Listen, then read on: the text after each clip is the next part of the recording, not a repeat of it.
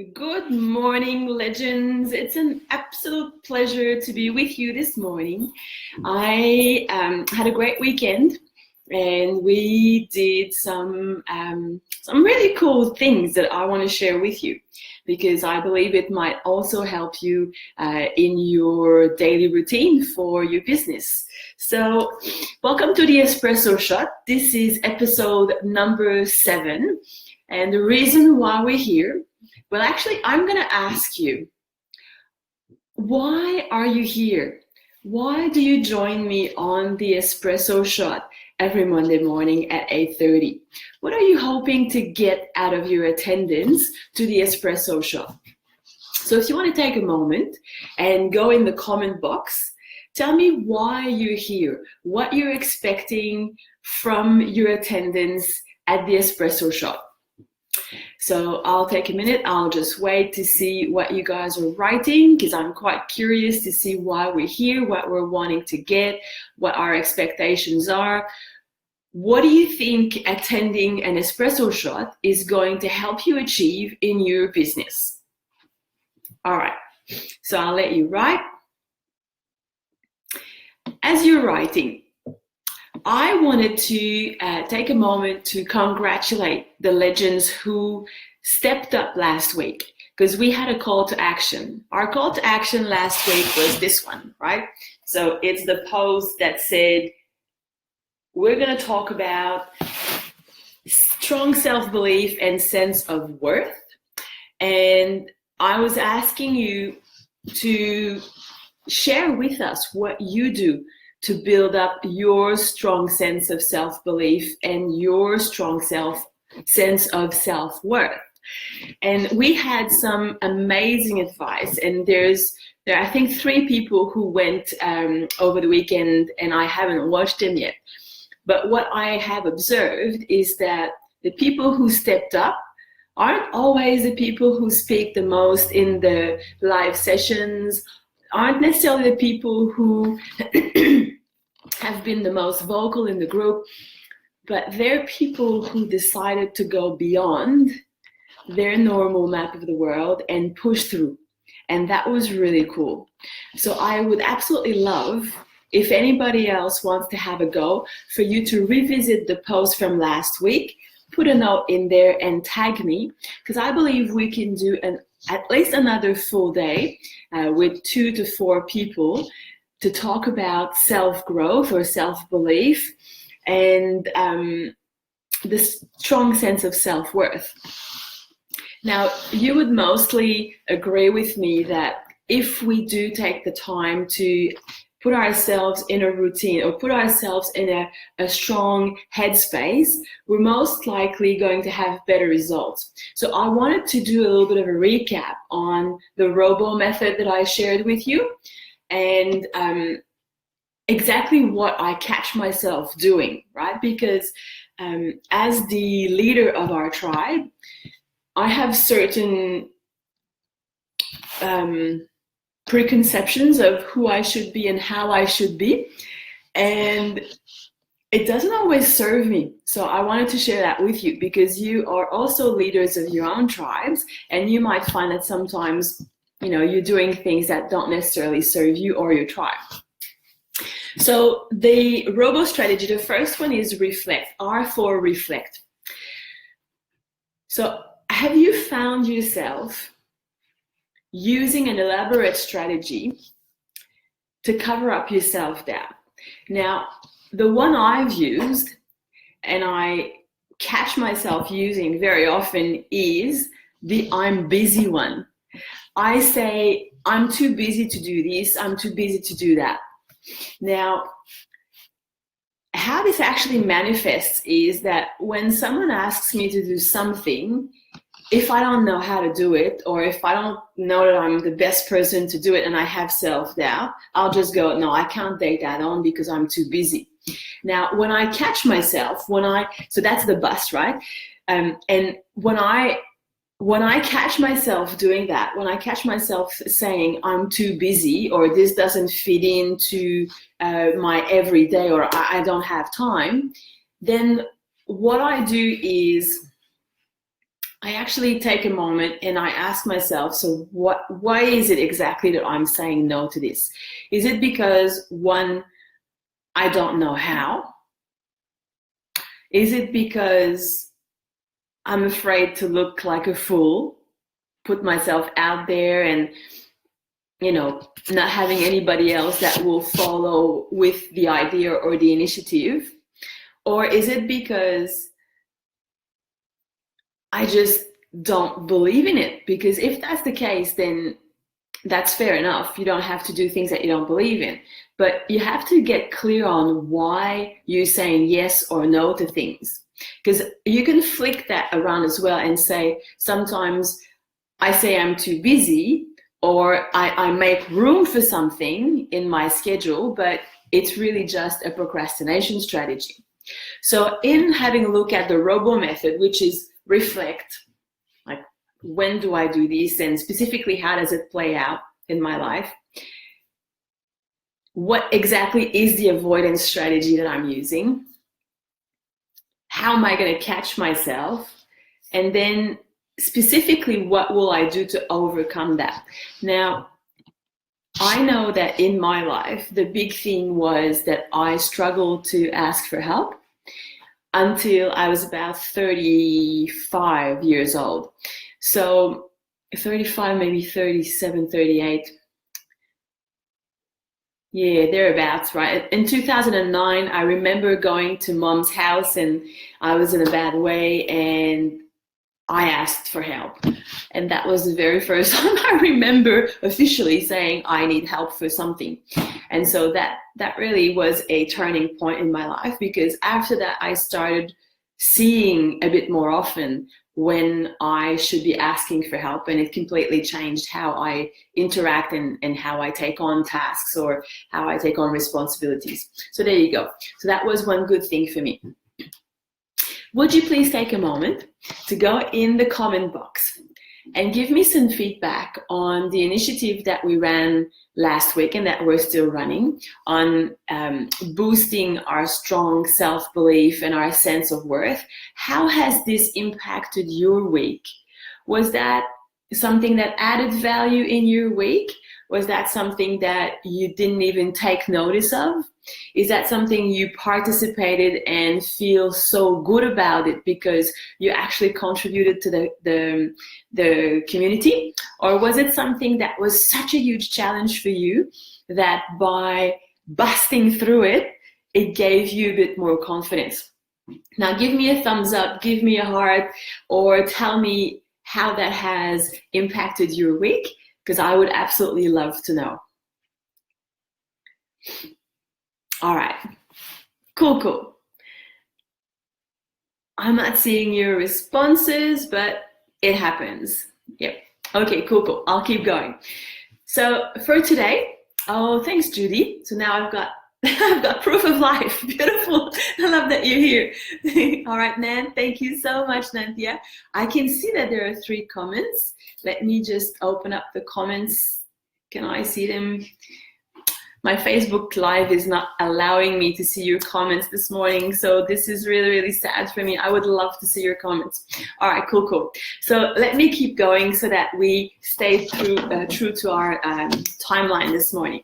So there is something I really wanted to share with you outside of a recap of last week, because I believe spending 10 minutes saying thank you to the people who stepped up, mentioning the progress or how it has impacted us is really important. It's a big thank you to the people who've put themselves out there and who've given us from their heart a contribution that can truly make a big difference in our existence. So that was a big deal. I really, really loved it. And I'm hoping to find another theme for this week. Actually, what I'd like to know, if you have a moment now, is what thing do you think would benefit all the legends? What is it that we can talk about that some of us have heaps to contribute on that would really serve the legends and help us step up and move forward? Because as you would have noticed, there are 83 legends in the group, but there's about, I don't know, about 20, 25 people who are active in the group. So there's about 60 that are complete lurkers, or they're just watching us, or they're doing their own thing, and we don't see them interact with us. So if you're one of these people who sits in the stands at the moment and isn't on the field with us, let me know. What can I do to help you? What can this community bring as a topic to support you in putting yourself out there and making real money? So what can we do to help you? All right, so if you're on the call right now and you've got a suggestion, go for your life. Now, there is something I wanted to share with you today, and it's about making sure that we do what we should be doing in order to get the better results. All right, so I spoke about that a bit last week in one of the live calls, but I think it's really important to put it in an espresso shot, because it does help with structuring your week. So what I want to share with you today is what I deem to be a big rock, a pebble, sand, or water. And you would understand the analogy or the story of, if you want to fit more things in a vase, you have to start with your big rocks, because once you've put your big rocks in, there's still room for pebbles. Once you've put your big rocks and your pebbles, there's still room for sand. And once all of that's in, there's still room for water. So what exactly are your big rocks? Can you take a moment and go in the comment box? I'll give you examples of what big rocks are. So big rocks is everything that generates money this week. All right, so what will you be doing this week, even starting today, to make sure that you get paid during this week? Not at some point in the future, not eventually. What are you doing today and this week to make sure that you get money in your bank account? Be as specific as possible and tell me if this is serving you, if this is helping you, by discussing it and by making sure that you're clear. I believe that once we know what our big rocks, pebbles, sand, and water are, then we can go to our weekly board. I'm going to show you. That's my weekly board. So then you can go to your weekly board and do your weekly plan. Because once I finish this conversation with you this morning, I'm going to write down what my big rocks are for this week, what my pebbles are, what my sand and my water, and I'm going to go to that board and I'm going to structure my whole week to make sure that everything gets done and I get paid at some point this week, right? This week. So that's the big difference, I believe, between having some sort of a business plan and then getting really down to the nitty-gritty and making sure that we're clear on what needs to be done. So I would absolutely love to read your comments. You know what? Let me go see if I can actually bring up the live in here. And that would really help to see what you've written, because then I can comment and we can have a bit more of a conversation. All right, so here we are. Ah, beautiful. Too funny. The shot of me like this is hilarious. All right, cool. So, Judy is saying, I'm posting, I'm doing auditions, second calls, showing up prepared and ready for all clients. Brilliant, absolutely. Those are your big rocks. The basic 0 to 5K methodology is absolutely your big rocks. So posting is where it starts, and then following up to make sure these people book into our diary, and then engaging with them in an audition that allows them to feel that we're the trusted professional and allows us to really assess if this is a good fit, and then following up with a strong second call with the intention, before we even get on the call, with the intention to onboard this person. So get clear on your onboarding process, get clear on how you'll get paid, how you'll process your payment, have your contracts ready, make sure that all of that is done before you get on your second call. If you're using Pay Smart, I think that's what it's called, to get your payment plans paid, make sure that you're all ready to go. So those are the big rocks. Now, talk to me about your pebbles. For me, a pebble, and I talked about that last week, but I really wanted to touch again on that because some people don't put enough value or attention on retention. And it's sad because if you're going to fight so hard, with everything that's in you to go and get a client, you must understand that it's crucial to keep your clients with you happy and paying their payment plans. So the retention strategy that you have and the retention conversations that you have with your clients are also really a determining factor in your business success. So everything that protects your money that you've earned and ensures also that there will be money next week, they're the two things that I consider pebbles. So one, the retention, the protection, and then thinking, what do I need to be doing next week in order to make sure that I will meet my objectives, my financial objectives, that my big rocks will drop and will happen. All right, so tell me, what exactly are your pebbles? What's your strategy for retention? Because I'm really, really keen on understanding that. So go in the comments and give me your feedback. Let me know what you believe is the best way to go about your retention, what your strategy is, because I would love to know what it is that you're doing. Once upon a time when my life was in chaos, which it's getting back to a bit more routine now, a bit more structured, every Monday, I was following up on every single payment plan. And that's something I'm going to start doing again because it's important. It doesn't have to take 5 hours because unless you have, 1,500 clients, then that might be a little bit long. And I hope to God that you have a lot of automation. But if you have 10, 20, 30 clients, it's important for you to touch base every week with where they're at with the payment plans and get in touch with them on the phone. If someone's saying, when you send them an email, oh, sorry, I can't pay you this week, or things like that, you can't let that go, right? Because people have various reasons for not paying you or not making you a priority, but you continue to show up.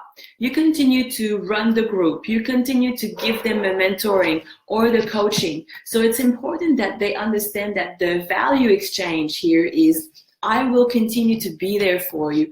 I am that person.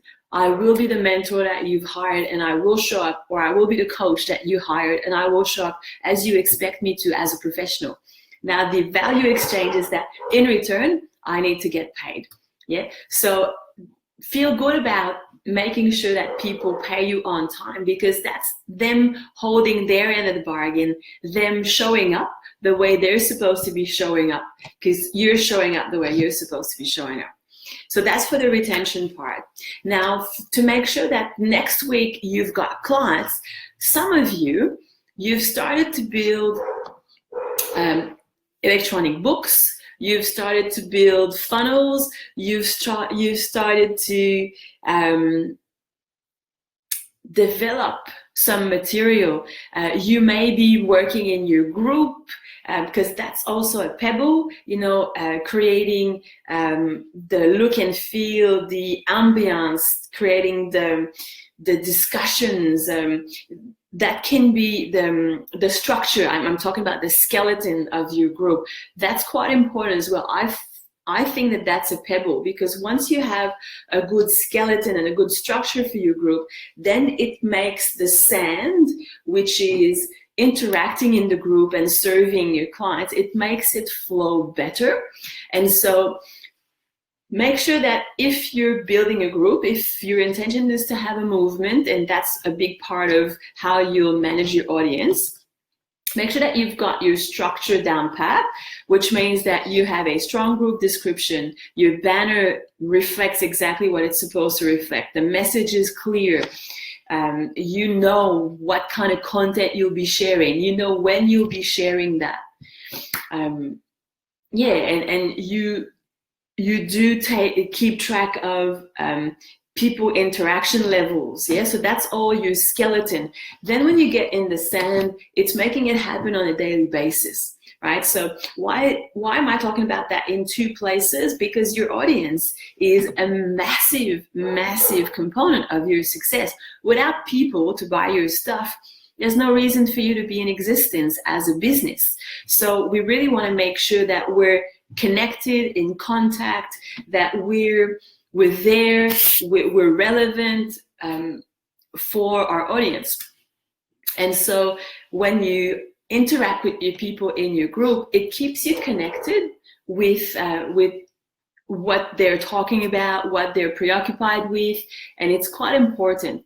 So for me, being active in your group, whether it's the group for your clients that pay you or the groups where you marinate your people, so your big movement, those two places are important for you to hang out on a daily basis to really take the pulse and make sure that you continue to share stuff that's relevant to them. Keep in mind that what was relevant a year or a year and a half ago might not be anymore. People change, humans evolve, right? Trends change. The topics of conversation that people are interested in change. So we have to adapt. All right, so I'm seeing Nant is saying PEBBLES, tracking systems, payments, development of new systems. I believe that goes in, well, it depends how you see it. If you see it as potential of earning income in the long term, then I understand why you put it there. Fair enough, yeah. Judy says, PEBBLES, being on top of accounts, following up payments, systems management, client and group management, absolutely, and more, but I can't see the whole thing. Okay, now, in terms of sand, what are you committing to do on a daily basis? Where does your sand fit in? For me, it's the in-between.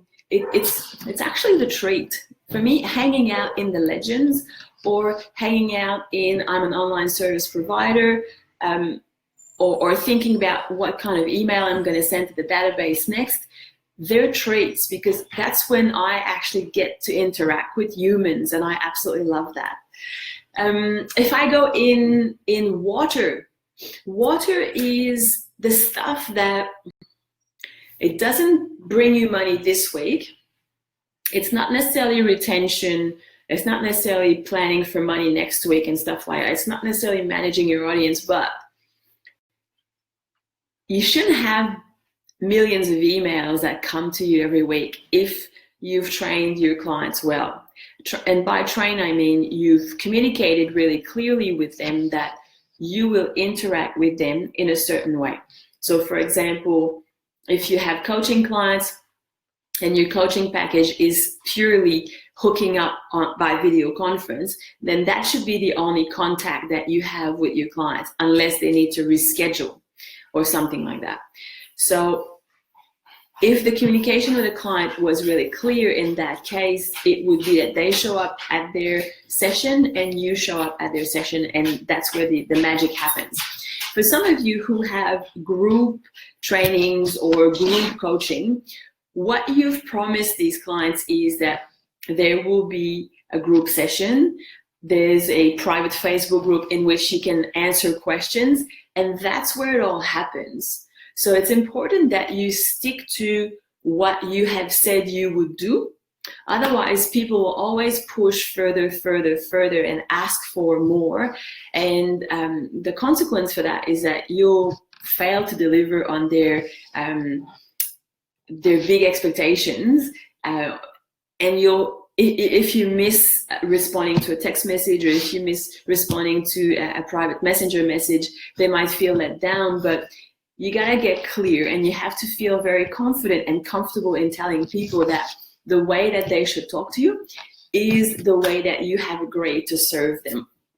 And so that's why you shouldn't have 1,000 million emails unless you've subscribed to everything that everyone else is promoting. But even then, you should really clean up your emails to make sure that you spend your time really where it matters, mainly on your big rocks and your pebbles. All right, cool. So I want to know, in terms of water, what do you consider water for yourself? For me, the water is getting back to emails, getting back to people in emails, because none of my service agreements say that I'll do anything by email. So if there's an email, it's never urgent, because my clients get me here in the espresso shot, they get me in the live mentoring sessions, they get me in the group on a daily basis, they get me in the walk and talk that I do one Sunday a month. So I'm really highly available with those 4 types of interactions. So I am not available necessarily by email or by text message or by messenger message, because that's not where I serve. And the other thing that goes into water for me is everything that has to do with admin, as in the financial management side of things. So retention is where I interact with clients to make sure that if there's someone that has missed a payment, that it won't happen again, and we do the catch-up payment and all that. But the admin side of things, as in making sure that the payment facility, the accounting system, and the bank account, they're all reconciled, that goes in the admin. I've actually delegated that and outsourced that, so I don't have to get bogged down. And something I did with Rose last week in her mentoring session was to really drill down and establish the process so that she can outsource it. And I've introduced her to my account manager, Renee, and her husband, Warren, because he's my accountant. And she will do exactly as I have done for my business, which means that they're the people who will be doing a number of tasks for her, which will debug her or so that she doesn't get stuck in doing stuff that aren't in her genius, that someone else can do. And even if it's investing $50 every 2 weeks, it's totally worth it, because she then has peace of mind that everything is done properly. Come BAS time, it's easy to lodge. Come tax time, it's easy to do. And she will have had paid herself a salary, paid her tax as she went, and paid her superannuation as she went. So when she gets to the end of the year, there are no surprises. She doesn't have to have saved up her whole year of taxes or a whole year of superannuation, because she will have done that on a quarterly basis through outsourcing it to a specialist in accounts management or accounting. And so have a look at your list of rocks, like your big rocks, your pebbles, your sand, and your water. And once you've done your list and you've really clearly identified each item, revisit it with a different set of eyes and have a look at what you could outsource, keeping in mind that the only person who really cares about how much money goes in your bank account is you. So everything that's a big rock or a pebble, hold on to it as much as you can and delegate the other tasks, right? So yeah, I saw the likes go by, so you've agreed with that. Yeah, it's like that. The only person who really cares about how much money you make is yourself. And so if posting is a big ticket item for you, it's a big rock, make sure that you always keep your finger on the pulse. If you've delegated that task to someone else, make sure that they tag you every time they post so that you can see how many posts have gone out, you can see where they were, you can see the level of interaction, and you can jump in if you feel that someone's dropping the ball, right? Because I've had salespeople in all my businesses, and as much as I've put my heart and soul into training them, I'm always the one that cares the most. And therefore, keeping my finger on the pulse is the best thing I've ever done as a business person in terms of everything that has to do with the revenue and the income. All right, guys. So what I'd like you to do now is to go in the comment box. And I know we fluctuated between 2 and 5 people on the live at any given time. I would love for you to rate this call, rate the quality of the information that's been given to you today. We've just hit 30 minutes. So let me know out of 10 what kind of rating you're giving this espresso shot, and I really hope it has served you. It's been a pleasure to be with you, and I will be with you live tomorrow at 9 a.m. for our mentoring session, and I won't be there in the evening because I'm attending a function, a networking function. And I'll talk to you about that next week because it's a pretty cool thing. Anyway, so I'll leave it at that. It's been a pleasure being with you. Thank you so much for giving me the thumbs up, or giving me the hearts that you've given me, and participating, putting your comments. It's always brilliant to interact with you. I love you very much, and I'll see you tomorrow in the live session. Bye-bye.